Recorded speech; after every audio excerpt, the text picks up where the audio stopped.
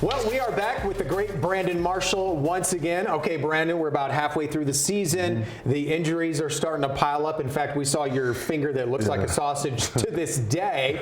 But it's just the reality of pro football. I mean, guys are going to get hurt. Absolutely. It's the reality of pro football. Injuries happen, and it's always a next man up mentality, no matter who it is. It could be the best player on the team, it could be the worst player of the team. It's next man up. You know, that's how they treat it. So it's almost like, you know, that's what dehumanizes us in the game, because it's like, okay, you got hurt, you don't matter anymore. It's the next man up. That is brutal. It is. But it just speaks to the brutality of, I guess we don't need you anymore, on to the next, huh? Right. So how, you know, in terms of finding that next man up, what's the mentality with each team? Does it change team by team? I think it changes. I think it's very circumstantial. It depends on if you're winning, if you're a potential playoff team, or if you're not. Because if you're not a playoff team, they're going to go with the young guys. They're going to try to develop, you know, maybe the draft picks or the guys from practice squad. If you're winning, you might try to go get a vet off the street who has experience.